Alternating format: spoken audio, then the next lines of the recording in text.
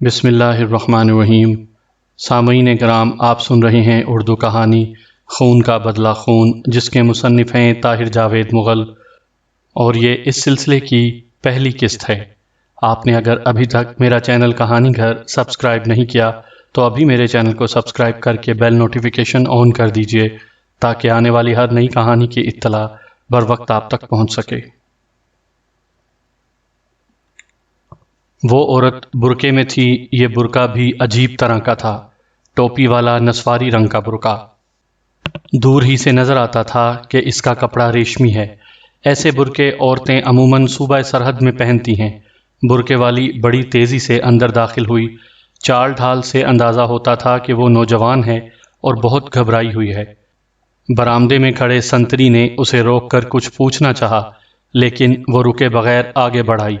ایک لمحے کے لیے گردن اٹھا کر اس نے مختلف دروازوں پر لگی ہوئی تختیاں دیکھیں، پھر سیدھی اس دروازے کی طرف آئی جس پر SHO لکھا ہوا تھا۔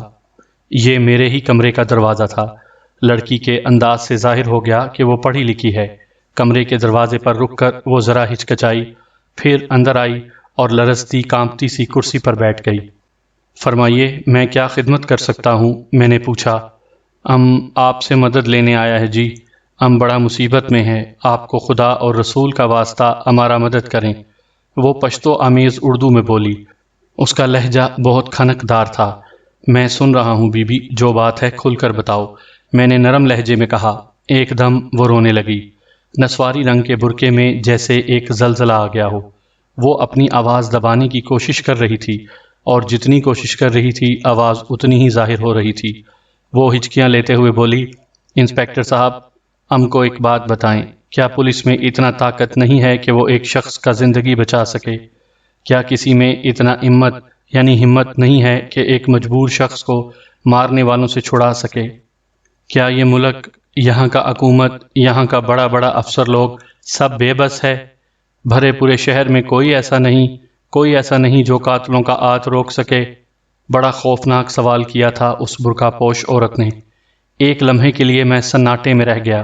میں نے کہا، بی بی، میں یہاں اسی لیے بیٹھا ہوں کہ اپنے علاقے میں کوئی غیر قانونی کام نہ ہونے دوں۔ تم کھل کر بتاؤ کہ مسئلہ کیا ہے؟ کس شخص کو جان کا خطرہ ہے اور کس طرف سے ہے؟ وہ بولی، اگر ہم بتا دیں تو کیا آپ اس کو بچا لے گا؟ میں نے کہا، بچانے والی اللہ کی ذات ہے بی بی، ہمارا کام کوشش کرنا ہے، اور میں وعدہ کرتا ہوں تم سے کہ میں پوری کوشش کروں گا۔ وہ بولی، ایسا وعدہ پہلے بھی ایک تھانے دار نے کیا تھا، پھر اس نے 10 روز تک اپنا صورت نہیں دکھایا تھا، چھٹی لے کر چلا گیا تھا وہ۔ بی بی، میں کسی دوسرے کا ذمہ دار نہیں ہوں۔ میں نے کہا، اگر یہ کیس میرے علاقے کا ہے اور واقعی کوئی غیر قانونی کام ہو رہا ہے تو میں یہ کام ضرور روکوں گا، لیکن تم پہیلیاں نہ بجھواؤ تو بہتر ہے۔ ابھی تک تم نے اپنا نام پتہ بتایا ہے اور نہ ہی ٹھکانہ۔ تم پنجابی تو نہیں لگتی ہو، آخر کہاں سے آئی ہو تم؟ وہ کچھ دیر برقعے کی جالی کی اوٹ سے میرا جائزہ لیتی رہی، پھر ایک خوبصورت ہاتھ برقعے کی سلوٹوں میں سے برآمد ہوا اور اس نے برقعے کو سامنے سے اٹھا کر سر پر رکھ لیا۔ وہ ایک خوبصورت پٹھان لڑکی تھی، رنگ سفید، آنکھیں بادامی، صورت سے اندازہ ہوتا تھا کہ تھوڑا بہت پڑھی لکھی بھی ہے۔ اس نے SHO کے نام کی تختی پڑھ لی تھی، تو ظاہر ہے 8-10 جماعتیں تو پڑھی ہی ہوں گی۔ اس نے اپنا چہرہ پورا نہیں کھولا تھا، نصف چہرہ اب بھی برقعے میں تھا۔ میں نے دیکھا رو رو کر اس کی آنکھیں سوجی ہوئی تھیں۔ وہ عجیب سی آواز میں بولی، ہم لوگ پارا چنار سے آیا ہے، ہمارا والد اور شوہر بھی ساتھ ہے۔ ان کو کچھ پتہ نہیں کہ تھانے میں آیا ہوا ہے۔ وہ تو ایسا سوچ بھی نہیں سکتا ہے۔ اپنے شوہر سے 5 منٹ کا کہہ کر آیا ہے، اگر دیر ہوا تو وہ ہمارے پیچھے آئے گا، ہم کو ڈھونڈتا پھرے گا۔ کل کسی وقت آپ کے پاس آئے گا اور سب کچھ آپ کو بتا دے گا۔ وہ ایک بار پھر رونے لگی۔ انسپکٹر صاحب، آپ کو آپ کے بال بچے کا واسطہ ہم پر رحم کرو، ہم بہت بڑا مشکل میں ہیں۔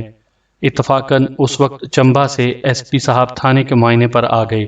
ان کی جیپ تھانے کے گیٹ سے اندر داخل ہوئی تو میں اٹھ کھڑا ہوا۔ میں نے اس پٹھان دوشیزہ سے کہا، دیکھو بی بی، جانا نہیں، میں نے تمہارے لیے چائے منگوائی ہے، یہیں بیٹھو، میں ابھی 2 منٹ میں واپس آتا ہوں۔ SP صاحب سے بات کرنے میں مجھے 5-10 منٹ لگ گئے۔ امید نہیں تھی کہ لڑکی اب تک میرا انتظار کر رہی ہوگی۔ میں واپس آیا تو یہ اندازہ درست نکلا، وہ جا چکی تھی۔ اس نے کہا تھا کہ اگلے روز آئے گی، نہیں آئی، اس سے اگلے روز بھی نہیں آئی۔ میں سوچنے لگا پتہ نہیں کون تھی، دماغ بھی صحیح تھا یا نہیں۔ بعض لوگ بغیر وجہ کے کسی انجانے خوف کا شکار ہو جاتے ہیں۔ انہیں ڈر ہوتا ہے کہ کوئی انہیں یا ان کے کسی پیارے کو جان سے مار ڈالے گا۔ خاص کر مائیں اپنے بچوں کے بارے میں ایسے وہم کا شکار ہو جاتی ہیں۔ میں نے سوچا شاید یہ بھی کوئی اسی طرح کا کیس تھا۔ اگر لڑکی کا رونا دھونا سچ تھا تو پھر اسے فوراً پہلے اپنا مسئلہ بتانا چاہیے تھا، لیکن وہ 5-10 منٹ تک گفتگو کرنے کے باوجود اصل موضوع پر نہیں آئی تھی۔ جب وہ دوسرے روز بھی تھانے نہیں آئی تو ایک دم میرے ذہن سے اس کا خیال نکل گیا۔ یہ کوئی ایک مسئلہ تو نہیں تھا، درجنوں مسائل تھے جنہیں توجہ کی ضرورت تھی۔ اسی طرح 5-6 روز گزر گئے۔ یہ واقعہ جو میں بیان کر رہا ہوں گور داس پور کے ایک نواحی تھانے کا ہے۔ یہ شہر کا کم آباد علاقہ تھا، زیادہ تر آبادی سکھوں کی تھی، 100-150 گھر ہندوؤں اور مسلمانوں کے بھی ہوں گے۔ بلال شاہ ان دنوں میرے ساتھ ہی تھا۔ سردیوں کے دن تھے۔ ایک دن وہ اور میں صحن کی دھوپ میں بیٹھے تھے کہ سرکاری ہسپتال سے ٹیلی فون آ گیا۔ رات پچھلے پہر ایک مریض کو ہسپتال کے ایمرجنسی وارڈ میں داخل کروایا گیا۔ اس کے سینے میں پستول کی گولی لگی تھی۔ گولی نکال دی گئی تھی لیکن مضروب ابھی تک بے ہوش تھا۔ ڈیوٹی پر موجود ڈاکٹر نے حسب دستور پولیس کو اطلاع دے دی تھی تاکہ ہم مضروب کا بیان لے سکیں۔ فوری طور پر جانا ضروری نہیں تھا کیونکہ مریض ابھی تک بے ہوش تھا۔ ویسے بھی میرا ASI ایک تفتیش پر گیا ہوا تھا۔ میرا خیال تھا کہ وہ 10-11 بجے تک واپس آ جائے گا اور میں اسے بھیج دوں گا، لیکن جب وہ 12 بجے بھی نہیں آیا تو مجھے خود جانا پڑا۔ میں ہسپتال کے نگہداشت وارڈ میں پہنچا تو مریض کو خون اور گلوکوز لگا ہوا تھا۔ وہ 45-50 برس کا ایک فربا شخص تھا، خوب گورا چٹا تھا۔ اس کے قریب ایک لڑکی کھڑی تھی، غالباً ڈاکٹر کی نظر بچا کر اندر آ گئی تھی۔ اس نے ٹاسے کی ایک لمبی سی چادر اوڑھ رکھی تھی۔ میری چاپ سن کر وہ جلدی سے گھومی۔ میں اس کی صورت دیکھ کر حیران رہ گیا۔ یہ وہی نسواری برقعے والی تھی جس سے تھانے میں ملاقات ہوئی تھی۔ مجھے دیکھ کر وہ ایک دم گھبرا گئی اور چادر میں منہ چھپا کر باہر نکل گئی۔ میں نے زخمی کو غور سے دیکھا اور مجھے اندازہ ہوا کہ وہ بھی پٹھان ہے۔ گولی اس کے بائیں کندھے کے قریب لگی تھی۔ زخم زیادہ سنگین نظر نہیں آتا تھا۔ مریض کی حالت ایسی تھی کہ اس سے بیان لیا جا سکتا تھا۔ لڑکی نے بتایا تھا کہ اس کا والد اور شوہر بھی اس کے ساتھ ہیں۔ میرے سامنے لیٹا ہوا شخص بڑی عمر کا تھا، لہٰذا اس کا والد ہی ہو سکتا تھا۔ ہیڈ کانسٹیبل نے کاغذ قلم سنبھال لیا اور میں نے زخمی سے سوال جواب شروع کیے۔ وہ پہلے تو کراتا اور ہائے ہائے کرتا رہا، لیکن جب میں نے زور دے کر کہا کہ اسے بیان دینا ہی پڑے گا تو اسے مجبوراً زبان کھولنی پڑی۔ اس نے اپنا نام ابراہیم خان بتایا اور یہ بھی بتایا کہ وہ اپنی بیٹی اور داماد کے ساتھ روزگار کی تلاش میں یہاں آیا ہوا ہے۔ اس نے اپنا جو ایڈریس لکھوایا اس سے پتہ چلا کہ وہ کرشن کالونی کے پوسٹ آفس کے باہر 18 نمبر مکان میں رہتا ہے۔ اپنی ہی بیٹی کی طرح وہ بھی ٹوٹی پھوٹی اردو بولتا تھا۔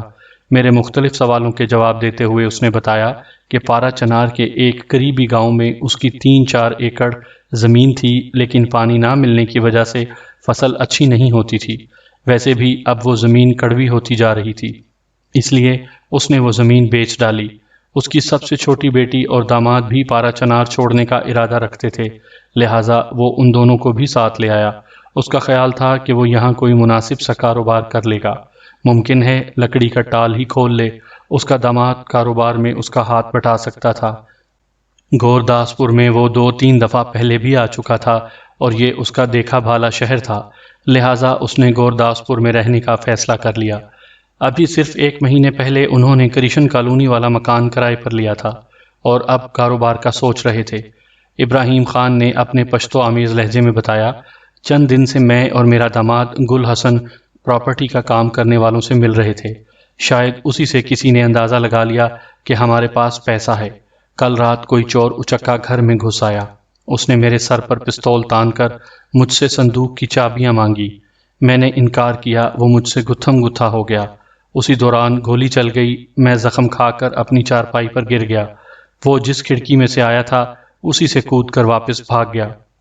میں چند روز پہلے ابراہیم خان کی بیٹی سے نہ ملا ہوتا تو بھی میرے لیے اس بیان پر آنکھیں بند کر کے یقین کرنا ممکن نہیں تھا، اور اب تو میں یقین سے کہہ سکتا تھا کہ اس بیان میں سچ برائے نام ہی تھا۔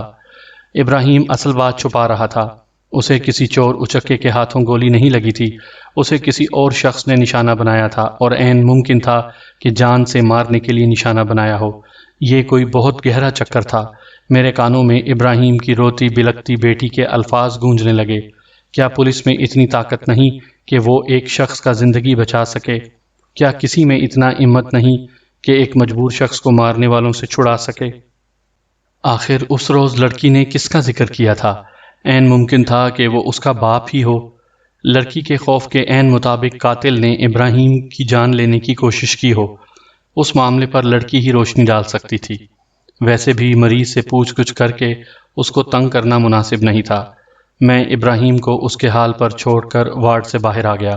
یہاں بینچوں پر اور فرش پر کپڑے بچھا کر اکا دکا افراد بیٹھے تھے، لیکن وہ لڑکی کہیں دکھائی نہیں دے رہی تھی۔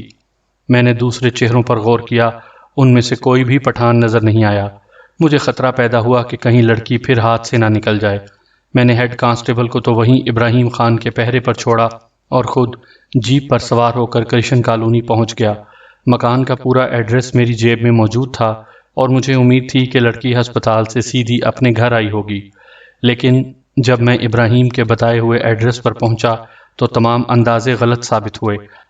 ابراہیم خان کے پڑوسیوں سے پتہ چلا کہ رات والے واقعے کے بعد سے ابراہیم کے گھر کو تالا لگا ہوا ہے۔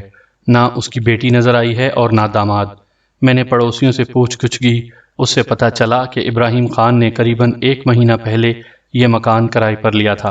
ابراہیم کا داماد گل حسن اونچا لمبا خوب رو جوان تھا، لیکن معلوم نہیں کیا بات تھی وہ زیادہ وقت گھر ہی میں رہتا تھا۔ خود ابراہیم بھی گھر سے زیادہ نہیں نکلتا تھا۔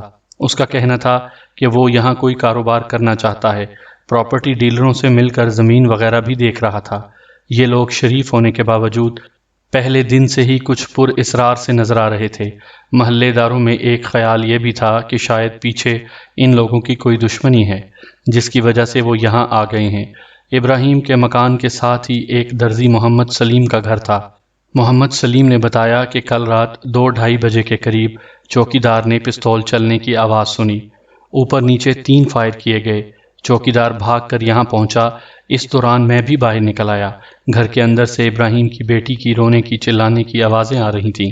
ہم نے بند دروازے پر کئی بار دستک دی۔ آخر ابراہیم کے داماد گل حسن نے دروازہ کھولا اور ہمیں اندر لے گیا۔ گل حسن کے اپنے ہاتھوں پر بھی خون لگا ہوا تھا اور اس کے کندھے پر مٹی لگی تھی، جس سے اندازہ ہوتا تھا کہ وہ بھی کہیں گرا ہے۔ ہم اندر پہنچے تو ابراہیم چارپائی پر پڑا تھا اور پشتو زبان میں کسی کو برا بھلا کہہ رہا تھا۔ وہ بہت غصے میں دکھائی دیتا تھا۔ ہم نے فوراً اسے ایک ٹیکسی کار میں ڈالا اور ہسپتال لے آئے۔ پڑوسیوں اور محلے داروں کے بیان سے یہ شبہ اور مضبوط ہوتا تھا کہ یہ سیدھا سادہ چوری یا ڈکیتی کا کیس نہیں، بلکہ اس کے پیچھے کوئی اور معاملہ ہے۔ نہ جانے کیوں میری چھٹی حس اعلان کرنے لگی کہ اب گل حسن اور اس کی بیوی جلد ہی گھر واپس نہیں آئیں گے۔ عین ممکن تھا کہ وہ شہر ہی چھوڑ گئے ہوں یا کسی ایسی جگہ شفٹ ہو گئے ہوں جہاں کوئی واقف حال ان تک نہ پہنچ سکتا ہو۔ ان حالات میں ہمارے پاس واحد راستہ یہ تھا کہ ابراہیم خان سے پوچھ گچھ کریں اور پتہ چلائیں کہ یہ پٹھان گھرانہ آخر کس چکر میں یہاں پہنچا ہے، اور اگر انہیں کچھ لوگوں سے خطرہ ہے تو وہ کون لوگ ہیں۔ کرشن کالونی سے میں تھانے پہنچا اور دوپہر کا کھانا کھاتے ہی واپس ہسپتال روانہ ہو گیا۔ ہسپتال میں نئے سال کی سب سے حیرت ناک خبر میری منتظر تھی۔ ابراہیم خان شدید زخمی حالت میں ہسپتال سے فرار ہو گیا تھا۔ اس کا بستر خالی تھا۔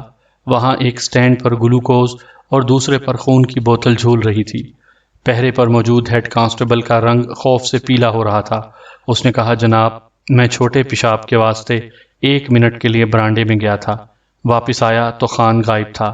میرے خیال میں ہیڈ کانسٹیبل جھوٹ بول رہا تھا۔ دراصل اس نے لاپرواہی کی تھی۔ اس نے سوچا کہ بندے کو خون اور گلوکوز لگا ہوا ہے، اس حالت میں اس نے کہاں دفع ہو جانا ہے۔ وہ چائے پانی کے لیے وارڈ سے باہر نکل گیا تھا۔ اسی دوران ابراہیم فرار ہونے میں کامیاب ہو گیا۔ میں نے اپنے مخبروں کو چوکس کر دیا تھا۔ اس کے علاوہ تھانے کے عملے کو بھی ہدایت کر دی تھی کہ وہ جہاں کسی مشکوک پٹھان کو دیکھیں فوراً پوچھ گچھ کریں۔ کوئی اور تھانے دار ہوتا تو ابراہیم کے فرار ہونے کے بعد شکر کرتا کہ مصیبت سر سے ٹلی، لیکن میرے اندر جو تجسس جاگ چکا تھا وہ مجھے بے چین کیے ہوئے تھا۔ میں جاننا چاہتا تھا کہ وہ کیا خوف ہے جو ابراہیم اور اس کے اہل خانہ کو یوں بھگائے پھرتا ہے۔ ممکن تھا کہ اس خوف کا پتہ چل جاتا تو میں ایک قیمتی جان بچانے میں کامیاب ہو جاتا۔ 8-10 روز گزر گئے، لیکن ابراہیم یا اس کی بیٹی اور داماد کا کوئی پتہ نہیں چلا۔ ان میں سے کوئی وہ سامان لینے بھی نہیں آیا جو کرائے کے مکان میں پڑا رہ گیا۔ بے شک یہ سامان زیادہ نہیں تھا، مگر سامان تو تھا۔ اس کے علاوہ 800-900 روپیہ پیشگی رقم بھی تھی جو انہوں نے مالک مکان کو دے رکھی تھی۔ ایک روز میں نے مکان کا تالا کھلوا کر ابراہیم کا چھوڑا ہوا سامان دیکھا۔ یہ کل 2 صندوق تھے، اس کے علاوہ کھانے کے ضروری برتن اور 1-2 لحاف تھے۔ یہ چیزیں ان لوگوں نے گورداسپور پہنچنے کے بعد خریدی تھیں۔ میں نے صندوق کھلوا کر دیکھے، ایک صندوق میں زنانہ کپڑے تھے، 5-6 جوڑے رہے ہوں گے، لیکن سب کے سب قیمتی تھے۔ کپڑوں کو دیکھتے ہی یہ اندازہ ہو جاتا تھا کہ یہ ابراہیم کی بیٹی کے ہیں اور چند ماہ یا ہفتہ پہلے ہی اس کی شادی ہوئی ہے۔ دوسرے صندوق میں داماد اور سسر کے نئے اور پرانے کپڑے تھے۔ اس کے علاوہ ایک کولٹ 45 پستول کی چند گولیاں اور 2 میگزین بھی کپڑوں کی تہوں سے برآمد ہوئے۔ تلاش کے باوجود پستول کہیں نظر نہیں آیا۔ جیسا کہ بعد میں پتہ چلا، مکان چھوڑتے وقت گل حسن پستول اور ایک کاربین اپنے ساتھ لے گیا تھا۔ چند روز بعد بلال شاہ کا پروگرام امرتسر جانے کا بن گیا۔ اس کی بیوی روٹ کر میکے گئی ہوئی تھی اور بلال شاہ نے اسے منا کر واپس لانا تھا۔ کوئی گڑبڑ ہو گئی تھی میاں بیوی میں۔ جھگڑے کا آغاز کا تو مجھے علم نہیں تھا، مگر انجام کی ضرور خبر تھی۔ یقینی بات تھی کہ اب 1.5-2 مہینے بعد بلال شاہ بہت بھلے مانسوں کی طرح گزارے گا۔ رات کو جلدی گھر جائے گا، صبح جلدی اٹھے گا، دودھ دہی کی دکان پر کم جائے گا اور گھر میں خرچہ وغیرہ دیا کرے گا۔ اس کے علاوہ اس 1.5-2 مہینے میں جو سب سے خاص بات ہونی تھی وہ یہ تھی کہ بلال شاہ کے گھر میں نئے مہمان کی آمد کی بنیاد پڑ جانی تھی۔ یہ بالکل پکی بات تھی، کیونکہ پچھلے 8-10 برسوں سے یہی کچھ ہو رہا تھا۔ جھگڑا کسی بھی طرح کا ہو سکتا تھا، مگر اس کا انجام ایک نیا بچہ تھا۔ بہر طور میں نے بلال شاہ کو نیک تمناؤں کے ساتھ رخصت کیا اور ساتھ ہی یہ ہدایت بھی کی کہ وہ امرتسر میں ابراہیم کا کھوج لگانے کی کوشش کرے۔ اگر ابراہیم گورداسپور سے نکل چکا تھا تو اس بات کا روشن امکان تھا کہ وہ قریب ترین شہر امرتسر میں پہنچنے کی کوشش کرے گا۔ میں نے بلال شاہ کو ہدایت کی کہ وہ سادہ لباس میں ایک کانسٹیبل کو بھی ساتھ لے جائے اور سنجیدگی سے کوشش کرے۔ کوشش کا طریقہ بہت آسان تھا۔ ابراہیم زخمی تھا اور عین ممکن تھا کہ وہ طبی امداد کے لیے کسی پرائیویٹ کلینک یا دواخانے میں پہنچے۔ ایسی جگہوں سے اس کے بارے میں معلومات حاصل ہو سکتی تھیں۔ میں نے امرتسر کے تالاب میں جو بلال شاہ والی کنڈی پھینکی تھی وہ بڑی کامیاب ثابت ہوئی تھی۔ صرف 48 گھنٹے بعد بلال شاہ نے آ کر مجھے اطلاع دی کہ وہ کامیاب ہو گیا ہے۔ پہلے تو میں سمجھا کہ وہ بیوی کو منا کر لے آیا ہے اور اس کو کامیابی کہہ رہا ہے، لیکن جب اس نے بتایا کہ ابراہیم کا کھوج مل گیا ہے تو میں ششد رہ گیا۔ وہ بولا، خان صاحب، میری گھر والی جیسی بھی ہے بڑی بھاگوان۔ اس سے ملنے گیا اور دیکھیے کتنی جلدی قسمت نے ساتھ دیا۔ میں نے کہا، بھاگوان نہ ہوتی تو تمہارے جیسا شوہر کیسے ملتا؟ مل جاتا کوئی نکھٹو، اپنے ہی پیٹ پر ہاتھ پھیرنے والا اور ٹوکرا بھر بچوں کو فاقے کروانے والا۔ بلال شاہ نے چونک کر میری طرف دیکھا، لیکن جب چہرے پر گہری سنجیدگی دیکھی تو اس کی تسلی ہو گئی کہ میں مذاق نہیں کر رہا۔ کہنے لگا، بس جی، ہم نے 5-6 کلینک ہی دیکھے تھے کہ میری نگاہ نسواری برقعے پر پڑ گئی۔ بھلا اس برقعے کو میں کیسے بھول سکتا تھا؟ اس کے ساتھ ایک دوہرے بدن کا بندہ تھا۔ اس نے منہ سر کمبل میں لپیٹ رکھا تھا، بالکل آہستہ آہستہ چل رہا تھا جیسے بخار چڑھا ہوا ہو۔ وہ دونوں گلاب سنگھ ڈسپینسری سے نکل کر بس سٹاپ کی طرف جا رہے تھے۔ میں نے اندازہ لگا لیا کہ کمبل والا ابراہیم خان ہے۔ تھوڑی دیر بعد میں نے اس کی شکل بھی دیکھ لی۔ اس کے بعد سوال ہی پیدا نہیں ہوتا تھا کہ میں اس کا پیچھا چھوڑتا۔ وہ جس بس میں سوار ہوئے میں بھی اس میں بیٹھ گیا۔ کانسٹیبل بھگت سنگھ بھی میرے ساتھ تھا۔ برے کے گھر تک پہنچ کر چھوڑا ہم نے۔ بلال شاہ نے ابراہیم کا مکمل ایڈریس مجھے لکھ دیا اور پھر لکیریں کھینچ کر سارا پتہ ٹھکانہ سمجھا دیا۔ یہ لونگا والی کھائی سے تھوڑا آگے چڑے والے چوک کا علاقہ تھا۔ ابراہیم نے اس دفعہ چھپنے کے لیے گنجان آبادی پسند کی تھی، بالکل جیسے کوئی بکری کسائی کے ہاتھوں سے بچنے کے لیے بکریوں کی بھیڑ میں گھس جاتی ہے۔ فوری طور پر بات میری سمجھ میں نہیں آئی کہ ابراہیم اور اس کی بیٹی کا ٹاکرا کیسے ہو گیا۔ اس کی بیٹی 12 بجے کے قریب ہسپتال سے نکل گئی تھی، جبکہ ابراہیم پچھلے پہر 2:30-3 بجے غائب ہوا تھا۔ میں نے سوچا شاید انہوں نے پہلے سے کوئی جگہ طے کر رکھی ہوگی۔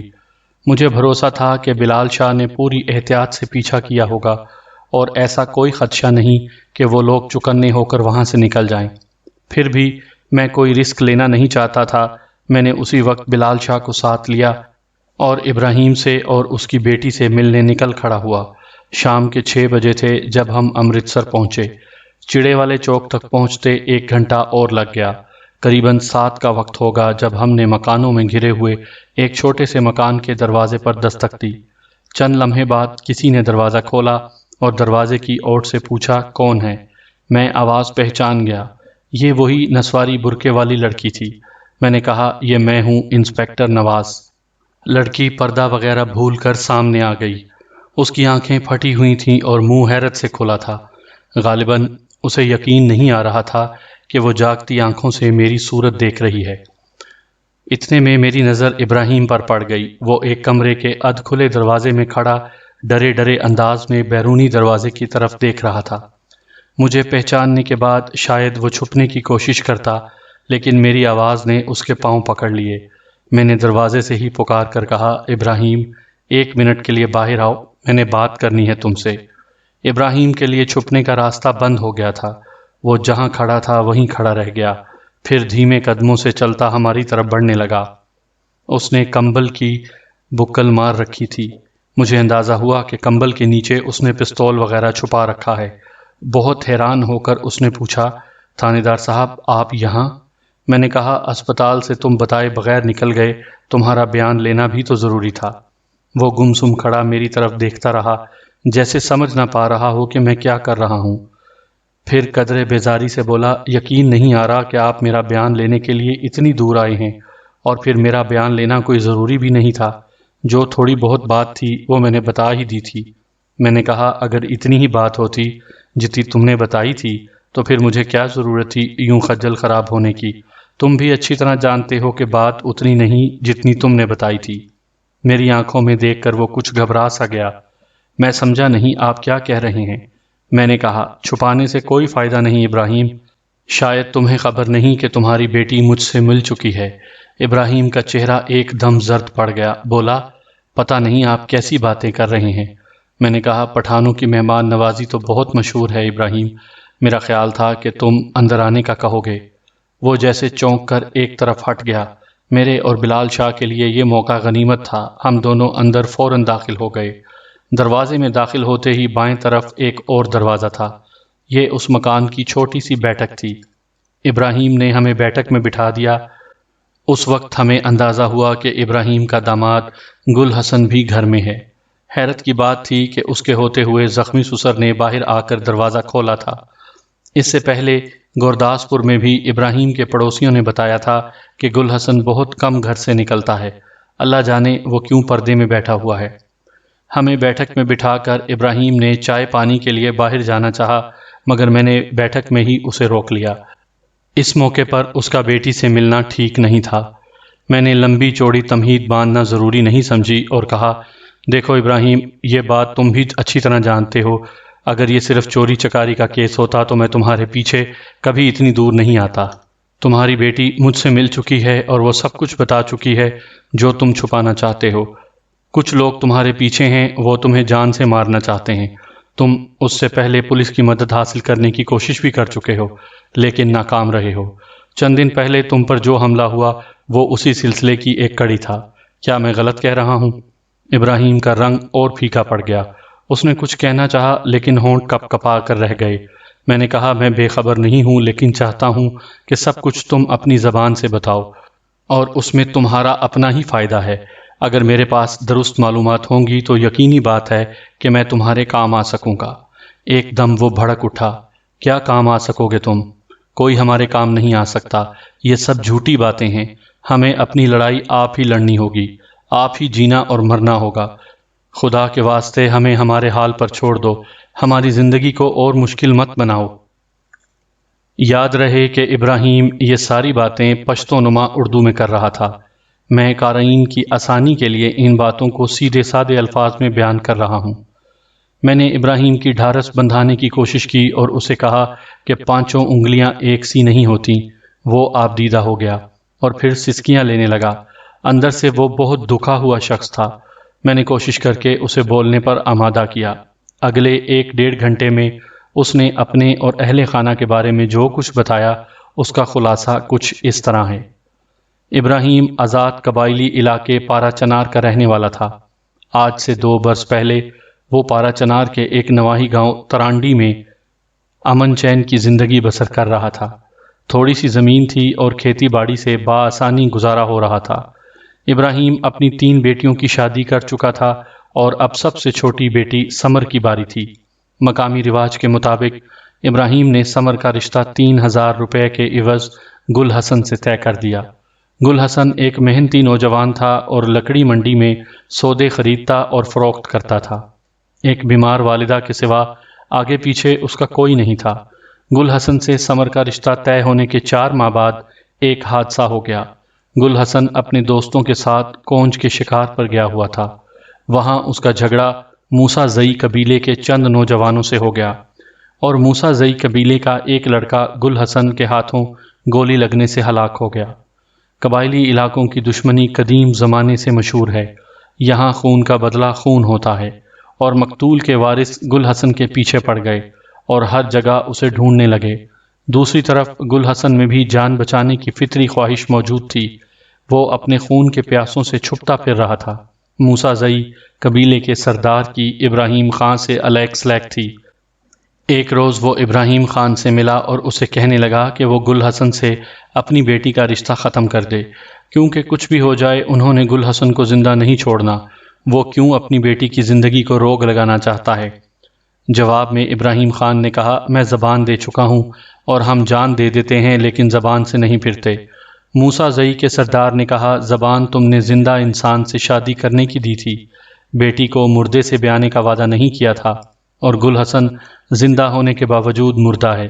اسے ایک ایسے مرغ کی طرح سمجھو جس کی گردن کٹ چکی ہے اور پھر بھی بھاگ رہا ہے۔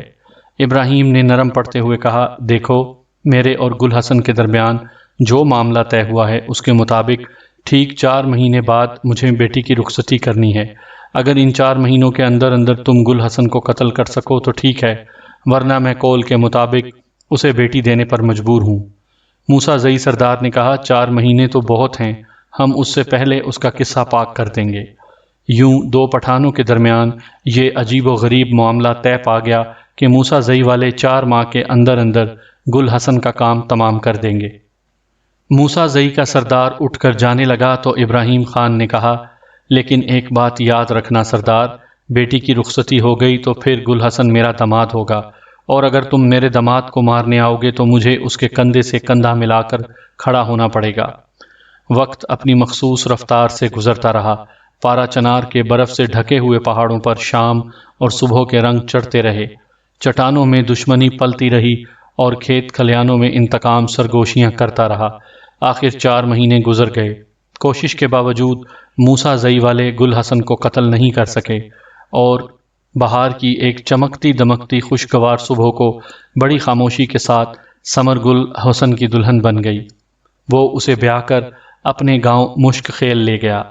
اسی دوران مقتول لڑکے کا ایک بھائی جو مزدوری کے سلسلے میں رنگون گیا ہوا تھا وہاں سے واپس آ گیا اور گل حسن کو قتل کرنے کی کوششوں میں نئے سرے سے جان پڑ گئی۔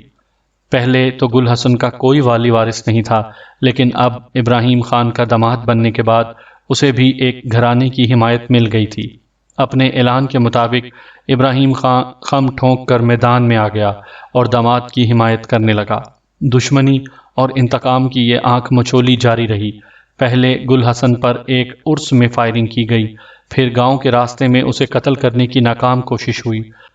آخر عید کے موقع پر موسیٰ زئی قبیلے کے 4 جوان برقعے پہن کر مشک خیل پہنچے اور انہوں نے اندھا دھند فائرنگ کر کے ابراہیم خان کے 2 بھائیوں اور گل حسن کی والدہ سمیت 5 افراد قتل کر دیے۔ گل حسن اس خوفناک قاتلانہ حملے میں معجزانہ طور پر بچ گیا۔ موسیٰ زئی کے قاتلوں کو چونکہ علاقے کے ایک بہت با اثر ملک کی حمایت بھی حاصل ہو گئی تھی، لہٰذا ابراہیم ایک دم تنہا اور بے آسرا رہ گیا، لیکن وہ بزدل نہیں تھا۔ اس نے قول دیا تھا کہ وہ اپنے داماد کی حفاظت کرے گا، اور اس قول کی خاطر اپنی جان دینا اس کے لیے چنداں مشکل نہیں تھا۔ دشمن زور مار رہا تھا اور گل حسن کی زندگی کا ٹمٹماتا چراغ کسی بھی وقت بجھ سکتا تھا۔ ابراہیم خان نے بڑی رازداری سے اپنی زمین اونے پونے بیچی اور بیٹی اور داماد کو لے کر راتوں رات پارا چنار سے نکل آیا۔ کرم ایجنسی میں اسے کوئی ایسی جگہ نظر نہیں آ رہی تھی جہاں وہ اپنے دشمنوں سے محفوظ رہتا۔ اس نے کہیں دور نکل جانے کا فیصلہ کیا اور پارا چنار سے سینکڑوں میل دور کپور تھلہ کے چھوٹے سے قصبے میں پہنچ گیا۔ کپور تھلہ میں وہ قریباً 2 مہینے ایک کرائے کے مکان میں رہا۔ وہاں سے وہ گورداسپور آ گیا۔ اس نے کرشن کالونی میں ایک مکان کرائے پر لے لیا اور ایک دوسرا مکان امرتسر کے چڑے والا چوک میں خرید لیا۔ دراصل وہ محسوس کر رہا تھا کہ کچھ مشکوک افراد اس کے ارد گرد گھوم رہے ہیں اور وطن سے کئی 100 میل دور آ کر بھی اس کا داماد اور بیٹی دشمنوں سے محفوظ نہیں۔ پھر جلد ہی اس کے بدترین خدشات حقیقت کا روپ دھار گئے۔ گل حسن کے خون کے پیاسے ان کی بو سونگھتے ہوئے گورداسپور تک بھی پہنچ چکے تھے۔ معلوم نہیں یہ کھوج انہوں نے کیوں کر اور کیسے لگایا تھا، مگر جو حقیقت تھی اسے جھٹلایا نہیں جا سکتا تھا۔ وہ گورداسپور میں موجود تھے اور ابراہیم خان نے انہیں خود اپنی آنکھوں سے دیکھا تھا۔ ان کی دید ابراہیم اور سمر کے لیے ایک نہایت دہشت ناک تجربہ تھی۔ جو دشمن ان کا کھوج لگا کر اتنی دور آ سکتا تھا وہ سب کچھ کر سکتا تھا۔ سمر کو یقین ہونے لگا کہ دشمن عنقریب اس کا سہاگ اجاڑ دیں گے۔ صدمے سے لاچار ہو کر وہ تھانے پہنچ گئی اور رو رو کر مجھے اپنے دل کا حال سنایا، لیکن اس نے ساری بات کھول کر نہیں بتائی۔ وہ کشمکش میں تھی۔ باپ نے اسے سختی سے منع کر رکھا تھا کہ وہ کسی سے اس بات کا ذکر نہیں کرے گی اور پولیس سے تو بالکل بھی نہیں۔ اس کا خیال تھا کہ پولیس بیچ میں آ گئی تو گل حسن کے دشمنوں کا کام اور آسان ہو جائے گا۔